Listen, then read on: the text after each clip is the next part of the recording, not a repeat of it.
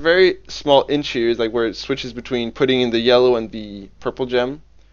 Look on the bottom one, which is the purple one, like on the very edge, and then just as you put it in, just start spamming E and look upwards, because then you're gonna put this gem in, and then like hopefully within a couple of milliseconds you're gonna put the other gem in as well.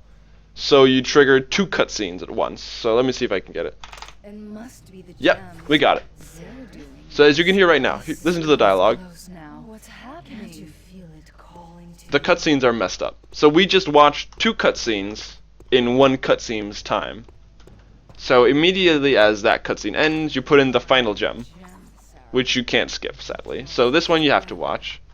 Oh yeah, and it kind of sometimes fucks up like it is doing right now, where everything just goes black and you can't see anything. Sometimes you can walk around in this room, which is actually really cool. So if you put the 3rd gem in fast enough as well, you can actually walk around in the room, but without any of your weapons. And the only thing you can really do during this time is just pick up that mana potion and put 1 skill point into stamina.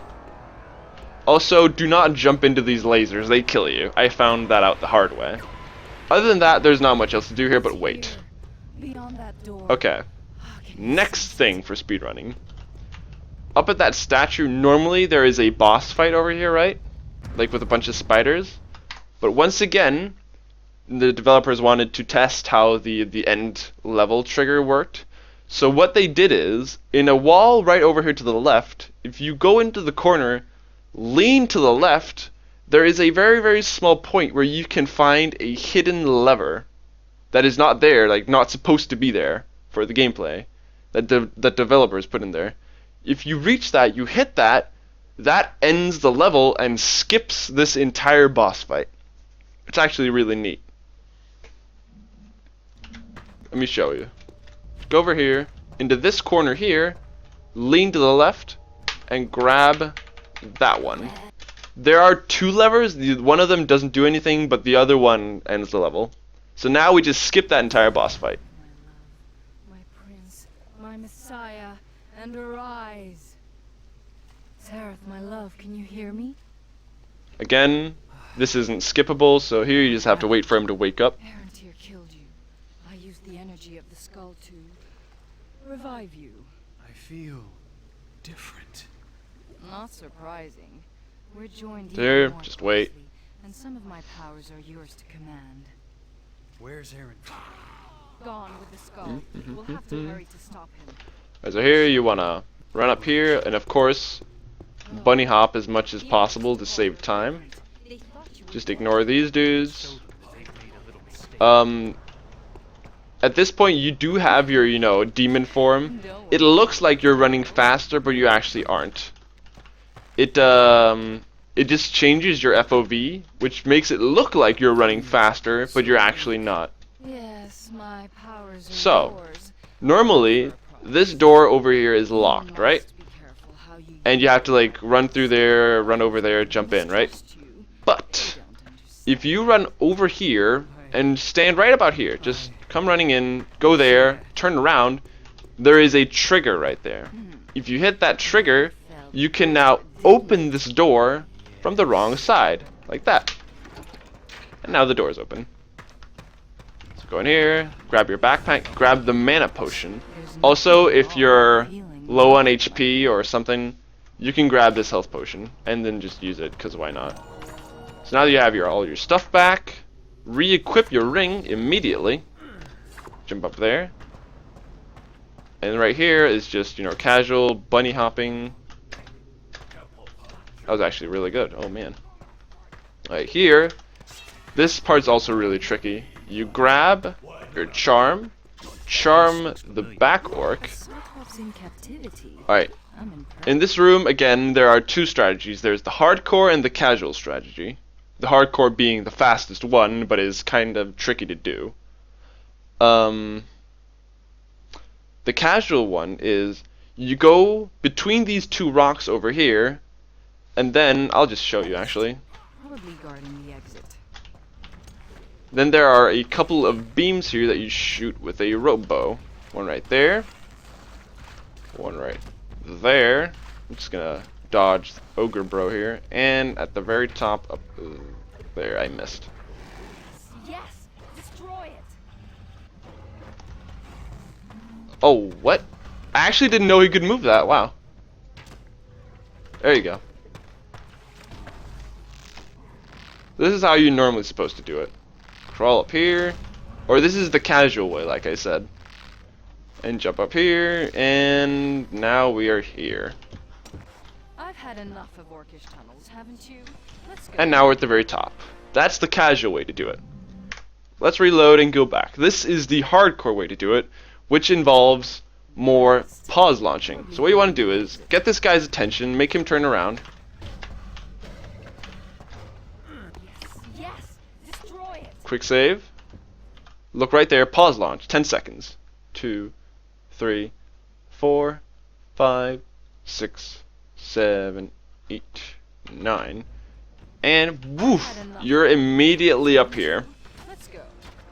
So you might be wondering, sometimes, oh shit, I didn't. You might be wondering why we're pause launching so much, because you know you're still counting, right?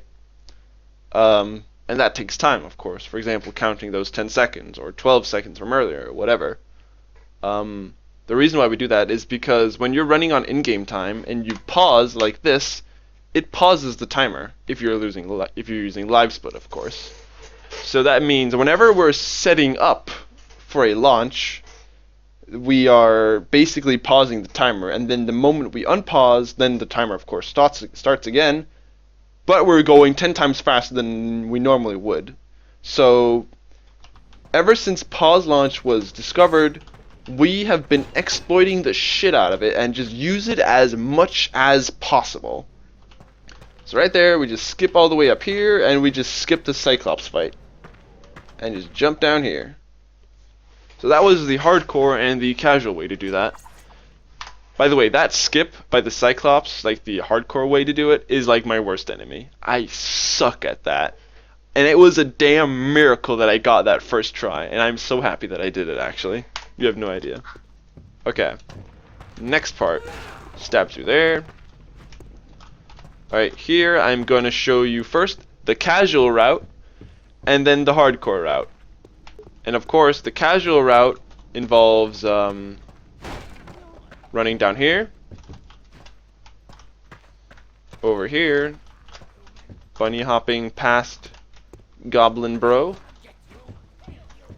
bunny hop past some more goblins up here, hit that lever, wait for this to jump down, or to fall down, climb up the chain, and now we are here, at the very end of this little area.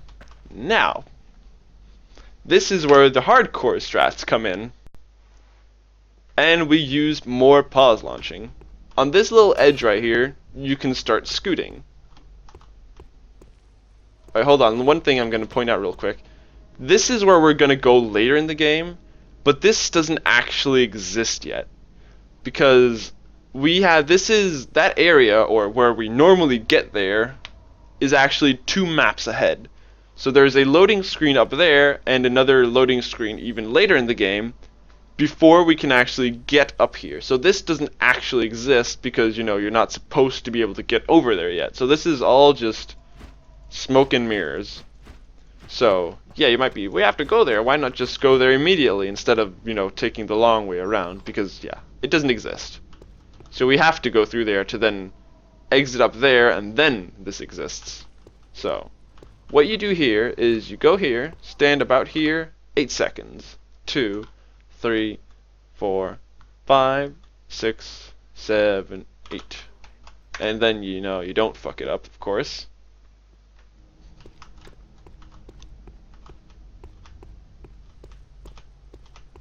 One, 2, 3, 4, 5, 6, 7, 8. And then you launch, and then you just skipped the entirety of that little goblin camp base area. So yeah, hardcore strats definitely recommended for that area. It's recommended for most of the run. It's just like if you're starting out, pause launching might be slightly difficult. But it's all about practice. Kick that goblin because he's annoying. Alright.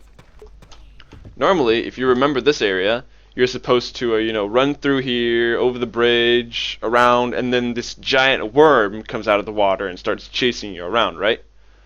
But we're gonna skip that because pause launching was invented. So the way you do that is take out your bow right here, stand on the edge, right around there-ish.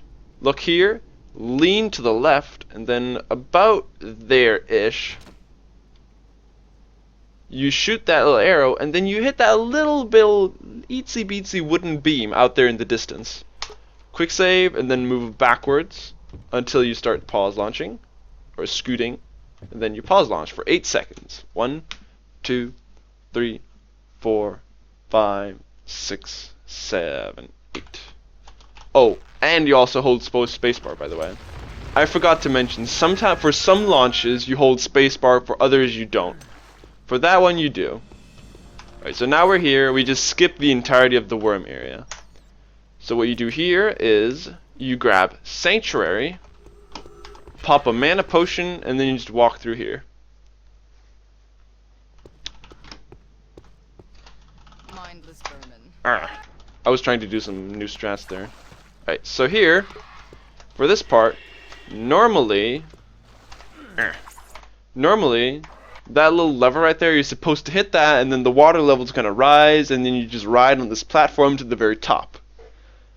But pause launching exists, so we can launch to the very, very top of this by standing There here must be a way. and counting to 18. 1, 2, 3, 4, 5, 6, 7, 8, 9, 10, 11, 12, 13, 14, 15, 16, 17, 18. Woo! This is where you activate Sanctuary. Press 7, and you're invincible. Alright, maybe I need to like clarify that a little bit more. When you're down here, just gonna jump down again. Hello, Mr. Spiders. So what you want to do is you're just gonna stay around here, and then look at this little corner right here. So when you've counted your 18, 17-ish seconds, you're then gonna launch into that, and then that you're gonna, you know, bounce from that, and then just straight up into the air. Ah! Hold on. Hold on. Excuse me a moment. You're again gonna strafe up into the air, and then you, of course, fuck, that scared me. Avoid those beams in the air, and of course the house. The reason why you get Sanctuary here is mostly just for safety, because what Sanctuary does, you know, that spell we just picked up a moment ago, when you use that, you become invincible for 10 seconds. Like, completely invincible to arrows, swords, and magic, and also fall damage. So what I like to do is, there is a very specific way to, you can launch up here and grab a ledge and then just be fine. But that is very, very precise and down to like the milliseconds of your count and when you launch. So that's very imprecise for, you know, speedrunning if you're just counting in your head. So what I like to do is just count to around 18. So you're going to over launch, fly a pretty decent amount into the air where you're normally going to die of fall damage. But if you then activate fall damage, or not fall damage, activate Sanctuary mid-air, when you then land, then you're going to survive. Sweet. So, getting Sanctuary right there is basically safety strats. One thing to remember is you can activate mana potions and your Sanctuary spell mid-air. So if you are forgetful like me sometimes, and you launch, and then mid-air you realize, oh shit, I don't have mana to use my Sanctuary spell. You can just pop a mana potion while falling towards your death, and then just activate your Sanctuary. Now, the reason why we re-equipped our magic ring from earlier, the one that adds 10 mana, is because Sanctuary requires 25 mana to use. It doesn't actually say, but it takes 25 mana. If you don't have the ring on, your maximum mana is 20, and you know, 20 does not equal 25.